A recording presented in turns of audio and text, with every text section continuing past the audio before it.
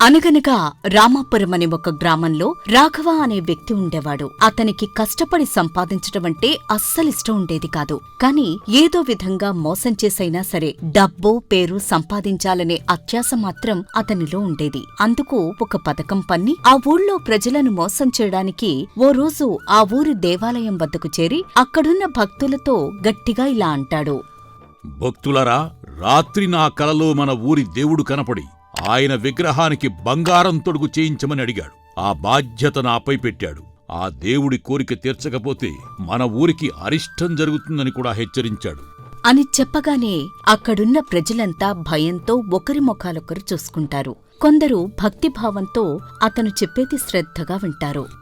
అందుకని మీరంతా తలో చెయ్యి వేస్తే మన ఊరి దేవాలయంలో ఉన్న దేవుడికి బంగారంతో తాపడం చేయిద్దాం.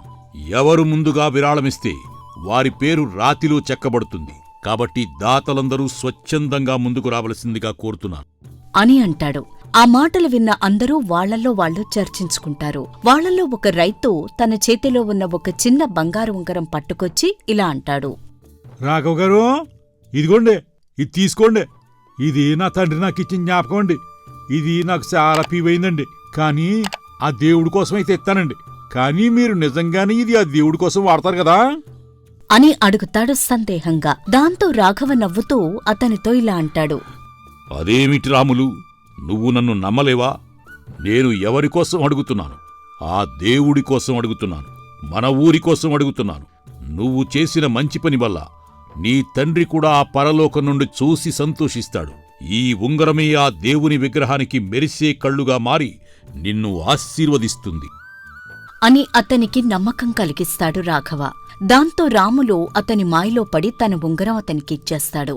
దాంతో రాఘవ లోపల సంతోషిస్తాడు. ఇక మరొకరిని తన మాటల మాయాజాలంలో పడేయడానికి సిద్ధపడి అక్కడే ఉన్న మరో మధ్యతరగతి మనిషి గౌరవయ్య మెడలో ఉన్న పాతకాలం నాటి బంగారు గొలుసును చూస్తూ ఇలా అంటాడు. ఏం గౌరవయ్యా, నీ మెడలో గొలుసు చాలా బాగుంది. కాని అది నీ మెడకే పరిమితమైతే ఏం బాగుంటుంది చెప్పు? అదే మన ఊరి దేవుడి మెడలో ఉంటే మరింత బాగుంటుంది. ఏమంటావు అని అంటాడు రాఘవ. దాంతో తడబడిన గౌరవయ్య, రాఘవయ్య గారు, ఇది మరి నా భార్య నాకిచ్చిన పెళ్లినాడు బహుమతి అండి. దీంతో నాకు చాలా అనుబంధం ఉంది. దీన్ని మీకిచ్చేస్తే ఆమెకి బాధ కలుగుతుంది కదండి. నువ్వలా అనుకోవలసిన అవసరమేం లేదు. ఆ దేవుడి కోసం ఇచ్చిన దానం ఎప్పటికీ ఎవ్వరికీ బాధను ఇవ్వదు గౌరవయ్య. దాన్ని ఇచ్చేస్తే నీ భార్య దేవుడి దయతో ఇంకో రెండింతల గొలుసు తెచ్చిపెడుతుంది నీకు. దేవుడి కోసం ఇచ్చింది ఏదీ వృధా కాదు అని అతనికి నచ్చ చెప్తూ ఉండంగానే గౌరవయ్య అయిష్టంగానే ఆ గొలుసు తీసి ఇస్తాడు. రాఘవ దానిని తన సంచిలో వేసుకుంటూ తనలో తాను నవ్వుకుంటాడు. అదే సమయంలో ఒక వృద్ధురాలు రాధమ్మ అతని దగ్గరకొస్తుంది. ఆమె చేతిలో ఒక చిన్న నాణెం మాత్రమే ఉంటుంది. దాంతో ఆమె సిగ్గుతో గుండెలో నిండిన భక్తితో, రాఘవ, నా దగ్గర పెద్దగా బంగారం ఏమీ లేదు. కాని ఇది నా దినసరి కూలీతో నేను దాచుకున్న ఓ చిన్న నాణం. దేవుడికి ఇది కూడా పనికొస్తుందా అని అంటుంది. దాంతో రాఘవ మొదట అసహనంగా చూసినా తర్వాత ఆమెతో చాలా కరుణ నటిస్తూ ఇలా అంటాడు. అమ్మా, నువ్వు చేసే దానం చిన్నదా పెద్దదా అని ఆ దేవుడి చూపులో లేదు. కాని నువ్వు ఒక చిన్న నాణెమిచ్చి పెద్ద పుణ్యం పొందుదామనుకుంటున్నావు. అయినా సరే నీకోసం ఇది తీసుకుంటాను అని రాఘవ ఆమె వద్ద నుండి ఆ నాణెం తీసుకుంటాడు. అలా ఎవరికి తోచిన దానం వారు ఆ దేవుడి కోసం చేస్తూ ఉంటారు. ఇక ఆ రోజు రాత్రి రాఘవ తన ఇంట్లో ఒక మూలలో తాను సేకరించిన మొత్తాన్ని ఒక గుట్టగా వేసి అది చూసి మురిసిపోతూ ఉంటాడు. దాంతో అతని ఆనందానికి అవధులు లేకుండా పోతాయి. తనలో తాను ఇలా అనుకుంటాడు. ఆహా, ఏమాత్రం కష్టపడకుండా డబ్బు సంపాదించడం ఎంత సులభం! ఆ దేవుడి పేరు చెప్పి ఒక్క మాటతోనే ఈ ఊరి వాళ్ళందరి చెమటను నా ఇంటిలో గొట్టగా పోశాను. నేను వీటితో ఆ దేవుడికి విగ్రహానికి తాపడం చేయిస్తే ఈ ఊరంతా అప్పుడు నన్నే ఆరాధిస్తుంది. నేను లోకంలో పాపిని కాదు, పుణ్యాత్ముడిగా నిలుస్తాను. అయితే ఇందులో సగం బంగారం మాత్రమే ఉపయోగించి విగ్రహం పని పూర్తి చేయిస్తాను. మిగతా సగం నేను దాచుకుంటాను. ఆ తరువాత నేను ఏం చెప్పినా ఈ ఊరివారు నమ్ముతారు.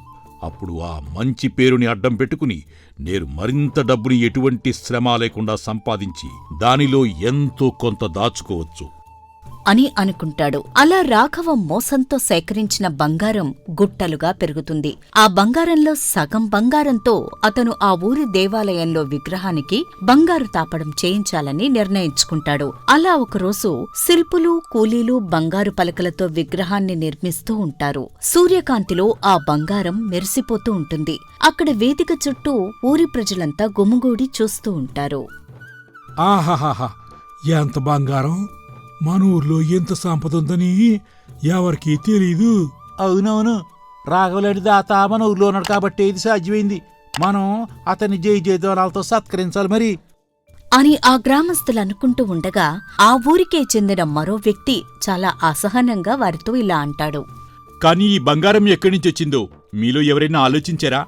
ఈ బంగారం కోసం ఆ రాఘవ రైతులు కూలీల దగ్గర చిన్న చిన్న వస్తువులు సేకరించినట్టు విన్నాను. మరి ఇది పేదవారి శ్రమను దోపిడీ చేసి కట్టించిందవుతుంది కదా. అలాంటి దానిని ఆ దేవుడు హర్షిస్తాడా అని అంటాడు ఆ వ్యక్తి. దాంతో అక్కడున్న మిగతా వారు అతని మాటల్ని ఖండిస్తూ, అయ్యో నోరు మూసుకో, ఏటి మాట్లాడుతున్నావు నువ్వు?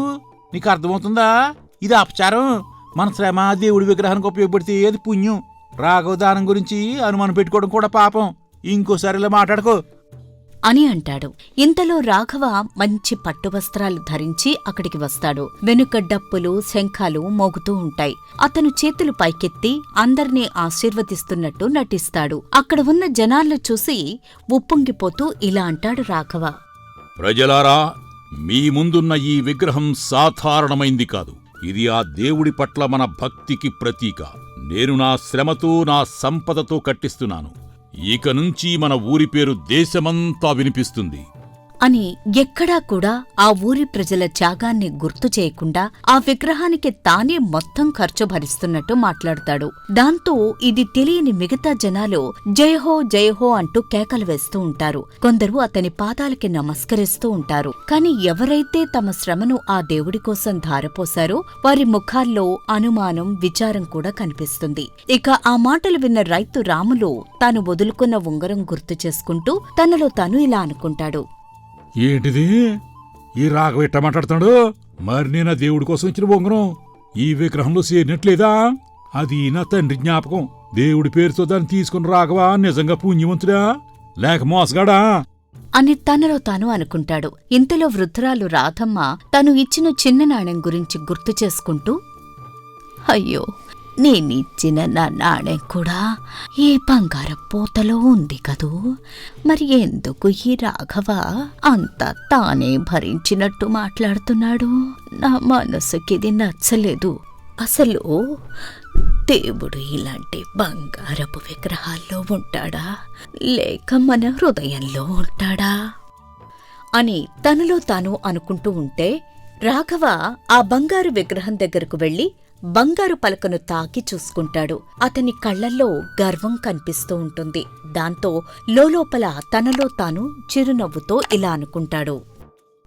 ఇక ఈ ఊరు నన్ను ఎన్నటికీ మరిచిపోదు.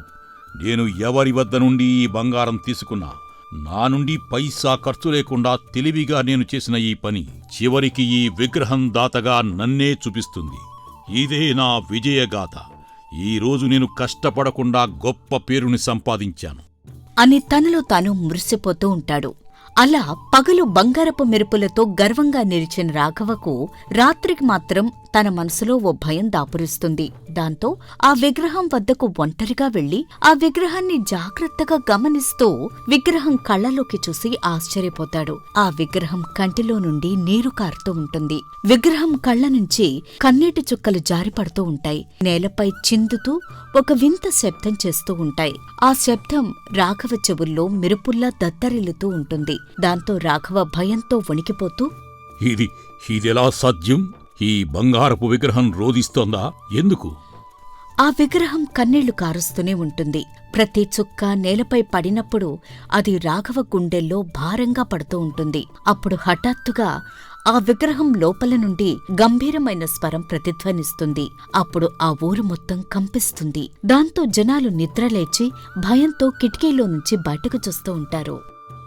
రాఘవ, నాలో ఉన్నది బంగారం కాదు, ఇది పేదల రక్తం, కూలీల చెమట, అమాయకుల కన్నీరు. నువ్వు ఆ కన్నీళ్లను విగ్రహంగా నిలబెట్టావు.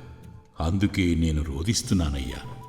ఆ మాటలు వినగానే రాఘవ అది నమ్మలేక, ఏమిటి స్వామి మీరంటున్నది? నేను చూస్తున్నది ఇదంతా నా భ్రమ కాదు కదా. నేను ఎప్పుడు ఏ తప్పు చేశాను? మీకు బంగారు తాపడం చేయించడం నా పాపమా? దేవుడు బంగారంలో ఉండడు రాఘవ, భక్తిలో ఉంటాడు. పేదవాడి కష్టం నుండి వచ్చిన ఆ బంగారాన్ని నేను ఆమోదించలేను. పైగా వారి కష్టంలో సగం నువ్వు దోచుకున్నావు. ఈ విగ్రహం నాకు గౌరవం కాదు. ఇది నీలో అనైతిక ఆలోచనకు ప్రతీక. దాంతో రాఘవ వణుకుతూ మోకాళ్లపై కూర్చుంటాడు. చెమటలు కారుతూ ఉంటాయి. విగ్రహం కన్నీళ్లు మరింత వేగంగా కారుతూ ఉంటాయి. ఆ శబ్దం ఊరంతా వినిపిస్తూ ఉంటుంది. ప్రజలంతా బయటకొచ్చి ఆశ్చర్యంతో చూస్తూ ఉంటారు. అయ్యో అయ్యో అయ్యో, మన దేవుడి విగ్రహం రోదిస్తోందిరా. బంగారంతో చేసిన విగ్రహానికి కన్నీళ్లు కారతాయి ఎక్కడన్నా? అంటే మన ఊరికి ఏదో నష్టం జరగబోతుందిరా. దాంతో రాఘవ తన చేతులు జోడించి దేవుడికి మ్రొక్కుతూ కన్నీటి కళ్లతో, దేవుడా, నన్ను క్షమించు. నా లోభం నన్ను అంధుణ్ణి చేసింది. ఇప్పుడు నేను చేసిన పాపం కడుక్కోడానికి ఏం చెయ్యాలో నువ్వే సెలవీ తండ్రి అని పశ్చాత్తాపం చెంది ఆలోచనలో పడతాడు. ఇక మరుసటి రోజు ఉదయం అతను తన పాపాన్ని బహిరంగంగా ఒప్పుకోవాలని నిర్ణయించుకుంటాడు. ఆ రోజు ఉదయం ఆ ఊరి మధ్యలో జనాలందరూ గుమిగూడి ఉంటారు. రాత్రి జరిగిన అద్భుతం గురించి అందరూ గుసగుసలాడుకుంటూ ఉంటారు. బంగారు విగ్రహం ముందే రాఘవ మోకాళ్లపై కూర్చుని చేతులు కలిపి కదిలిపోతూ ఉంటాడు. అతని కళ్ళు ఎర్రగా, ముఖం బాధగా ఉంటుంది. ప్రజలారా, నన్ను క్షమించండి. నేను ఈ విగ్రహానికి బంగారం చేయించిన దాతను కాదు, దుర్మార్గుణ్ణి. మీ అమాయకత్వాన్ని వాడుకున్నాను. మీ చెమటతో సంపాదించిన బంగారాన్ని దేవుడికి దానమ్మని చెప్పి మోసం చేసి అందులో సగం నేను దోచుకున్నాను. కానీ ఆ దేవుడు నా పాపాన్ని దాచలేదు. ఆయన విగ్రహం రాత్రి రోదించింది. ఎందుకంటే అది పేదల కన్నీళ్లతో చేసిన విగ్రహం అని అంటాడు. దాంతో జనాలు ఒక్కసారిగా నిశ్శబ్దమవుతారు. కొందరి కళ్లల్లో కోపం, కొందరి కళ్లల్లో దయ కనపడుతుంది. దాంతో పేద రైతు రాములు ముందుకొస్తాడు. రాఘవ గారు, నా తండ్రి ఆశీర్వాదం. ఆయన ఉంగరం నువ్వు మోసం చేసి తీసుకున్నావు. దాన్ని దేవుడి కోసం వాడతానన్నావు. కానీ నీ లోభం కోసం వాడావు. నువ్వు పెద్ద పాపం చేసావయ్యా. అవునవును, నేను నా భార్య ఇచ్చిన బంగారం గొలుసు కూడా నీకే ఇచ్చాను. అది మా కుటుంబ అనుబంధానికి ప్రతీక. నువ్వు దాన్ని దేవుడి పేరుతో తీసుకున్నావు. కానీ ఆ దేవుడు నీ నిజ రూపాన్ని బయటపెట్టాడు. రాఘవ, నేను సంపాదించిన ఆ చిన్న నాణెం కూడా ఆ దేవుడి కోసమని ఇచ్చేశాను. నువ్వు నీ దురాశకు దాన్ని వాడుకున్నావు. అయినా నీలో ఇప్పుడు పశ్చాత్తాపం మొదలైంది. అదే నిజమైన మార్పు. రాఘవ కన్నీటి కళ్లతో లేచి నిలబడి చేతిలో పెద్ద ఇనుపసుత్తి తీసుకుంటాడు. ఊరివాళ్లంతా ఆశ్చర్యంగా చూస్తూ ఉంటారు. ఈ విగ్రహం నా లోభానికి ప్రతీక. ఇది ఆ దేవుడికి గౌరవం కాదు. అందుకే నేను ఈ బంగారాన్ని తొలగిస్తాను అని అతడు ఆ బంగారు పలకలన్నీ ఒక్కటొక్కటిగా ఆ విగ్రహం నుండి వేరు చేయడం మొదలుపెడతాడు. దాంతో ఊరివాళ్లు ఆశ్చర్యంతో అయ్యో అంటూ అరుస్తారు. చివరికి విగ్రహంపై బంగారు ముక్కలు చెల్లాచెదురుగా పడి కాంతి కోల్పోతాయి. ఇంతలో ఒక్కసారిగా ఒక గంభీర స్వరం చాలా శాంతంగా ఆకాశం నుండి వినిపిస్తుంది. రాఘవ, నువ్వు లోభంతో విగ్రహం కట్టావు, కానీ పశ్చాత్తాపంతో దాన్ని కూల్చావు. ఇది నీ పాప విమోచనానికి మొదటి అడుగు. గుర్తుంచుకో, దేవుడు బంగారంలో కాదు, నిజాయితీపరులైన భక్తిలో ఉంటాడు. రాఘవ భక్తితో నమస్కరిస్తాడు. ఊరివాళ్లు మెల్లగా అతని వద్దకు వస్తారు. కొందరు అతని భుజం తట్టి లేపుతారు. రాఘవ కన్నీళ్లతో, ఇక నుంచి నేను మీ వద్ద నుంచి ఏమీ దోచుకోను. నా చెమటతోనే సంపాదిస్తాను.